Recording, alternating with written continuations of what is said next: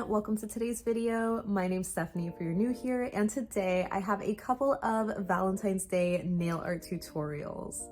So hopefully you're gonna find this video helpful, especially if you need a quick last minute mani for Valentine's Day. I think a lot of these are very beginner friendly and require very minimal tools. But as always, I will have everything that I used and timestamps in the description box down below. So let's just get into the looks. So for this first look, I'm actually calling it Love is in the Air because it's just these cute little hearts among some clouds. It is adorable. So we're starting with Mooncat's Mermaid bait, which is this really beautiful and shifty sheer polish. I personally like using more sheer polishes for this type of lazy gradient, if you will. It just is a lot easier, but you want to wipe off the majority of the polish from the brush and then start at the tips of your nails and then do these light feathery strokes going down towards the middle of your nail. I try not to go past that, but yeah, I do one coat, let it dry, and then go in with a second coat a little bit closer to the tips just to build up the color there a little more, so that way it's a little bit more of a gradual fade. Then I go in with a white polish. I'm using Carpe Diem from Cirque. And again, it's really important to wipe off as much polish from the brush as possible, especially for this kind of look, because I'm personally going for a more feathery kind of light wispy sort of cloud. Even though this is an opaque white cream, if you have a little bit of polish to work with, it's just a lot easier to kind of feather it out. So I'm starting in the upper left-hand corner and just trying to paint a little cloud shape. And then I'll do another one on the right side of my nail, a little bit lower, just to kind of have a staggered effect. So you can do as many clouds as you want to layer. And I have tried this with more of a sheer white polish, and it definitely is cute, but it does need a few more layers than just one coat of the white. And then lastly, to add the hearts, I'm going in with Talk to Me from Color Department and using a small-ish medium-sized dotting tool and just painting two little hearts in the kind of negative space areas between the clouds, if that makes sense. So just to kind of have more of that staggered effect. And there is the finished look. I think it is just so cute, and you could definitely do this with any color base. You don't have to go with blue if you don't want to, and you can obviously do different color hearts, but I love this one. Next, we have this beautiful crushed red velvet manicure with these really cute hearts on top. So I'm going to be using ILNP's Be Mine from their recent Sweetheart bundle. And I'm also going to be sharing my hack for velvet nails. So I find it just so much easier to place the magnet next to your nail while you're painting. It might look a little bit hard maybe to balance on your finger. So this was just for the purpose of the video. When I've done velvet nails before, I will just place it on the table and do my first coat, and immediately after move my magnet to the other side. There might not be a crazy shift in pigment, and I will say that I don't think this polish is the best for a velvet effect, but it's still really pretty, and I just wanted to try it anyway. So I went in with a thicker and messier second coat, and again just did the same thing of keeping the magnet on one side, moving it to the other side, and since it wasn't shifting around that much, I did try hitting it at the top and the bottom as well, which are part of the normal steps. So after cleaning up, you could see that there is a little bit of a velvet effect going on, but it's more so towards the bottom of my nail. So some magnetics will have a stronger velvet kind of effect and others will have a weaker one, but I think this one is still so beautiful because of the base color. You can totally leave this as is, but I really love the addition of the pink hearts on top.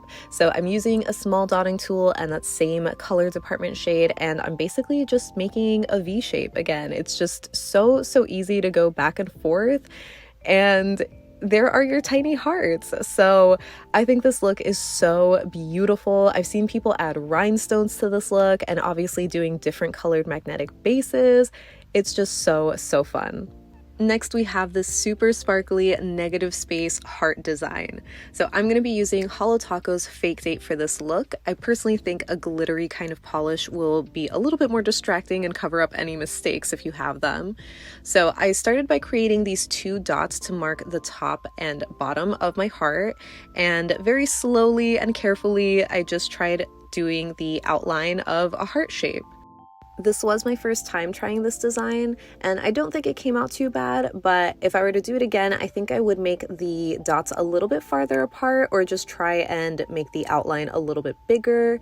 But either way, once you have your outline, you're gonna just fill in the outside of the nail with your polish. I did end up doing 2 coats to make this fully opaque, but as you can see, the left side of my heart is like a little bit smaller than I intended. So I went in with a rubber cuticle pusher, which I actually love using to help fix mistakes with my nail art. So as you can see, I am very gently doing my best to push out the shape and just kind of create that sharper heart shape. So here is the final look, and I think it's super cute. It's not bad for my first time, but I definitely would try this again by making the heart a little bit bigger. Up next, we have this absolutely adorable teddy bear nail art. So I'm going to be using Essie's No To-Do as my main brown base, but obviously you can use whatever shades of brown that you have. And I'll be using China Glaze's The Snuggle is Real for the lighter details. So I'm starting with my darker brown and my dotting tool, and starting in the center of my nail and working outwards to create this rounded oval kind of shape. You can obviously use a reference photo or something. I just went off of my imagination, so I feel like it kind of looked like a mouse, but it's fine. After you have your shape, you're going to add in 2 dots at the top for your little ears, and then you're going to clean off your dotting tool to go in with your lighter brown shade to create the mouth area and the details inside the ears. So I kind of made the mouth area a little bigger than I intended, so I just kind of cleaned up the edges with a detail brush. And lastly, you're going to take the smallest dotting tool that you have, or just a toothpick, and using black to create the nose and the eyes. So I messed up with that left eye there, so I actually dotted over it with the dark brown to go over it again. So if there are mistakes, you can just kind of cover them up and try again. And the second time was definitely a lot better. Lastly, I went in with a clean dotting tool to add my little heart on top, and there is the finished look. I just posted this to Instagram yesterday, so if you saw it, thank you so much for the love. And lastly, I have this beautiful red rose with baby breath nail art. So I'm starting with my red polish. I'm using OPI's A Bloom with a View. Of course, you can use any red that you want, but the trick is to have a true red and then a deeper red for the details. So here I'll be using Essie's Spiked with Style. So using my handy dandy dotting tool, I'm creating this irregular shaped blob in the corner of my nail. I definitely think it would be easier to have a reference photo while you're doing this, just to better visualize the shapes of the roses that you're trying to paint, but I'm okay with it being messy and irregular. So after they dry, I go in with my fine detail brush and my darker polish to start creating those shadows, which will give the illusion of petals. So as you can see, this is the more tedious process of painting roses because you're going back and forth, and even at first the polish wasn't really picking up that well, so there were a lot of layers to this, I guess, but in the end, I think it is just so worth it. So once you're happy with your roses, you can go in and add your leaves for some detailing. So I like to add them on both sides of the roses or just kind of sticking out in between them. I use a lighter green and a darker green just to give them a little bit more dimension. And I love how this looks on its own, but I decided to add in a few little dots of white polish around the roses to kind of mimic baby's breath, since I feel like that's always paired with roses for Valentine's Day. So here is the final look, and again, I think it is just so elegant and classy.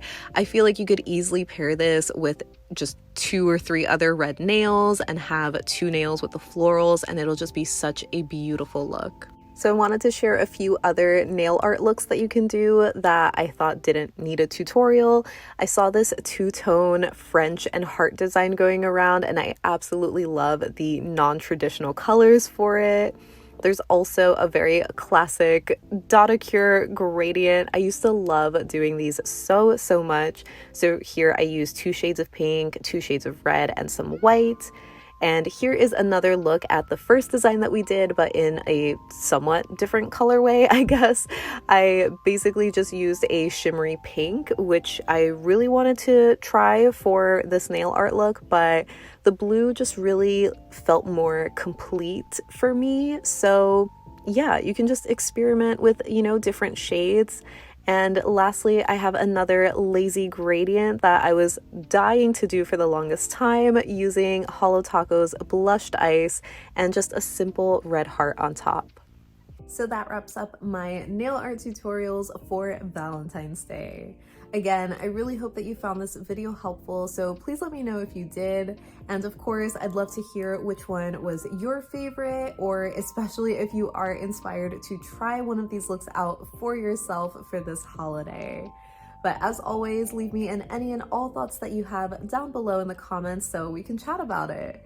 But thank you so much for hanging out with me today. I hope you have a great rest of your day, and I'll see you in the next one. Bye.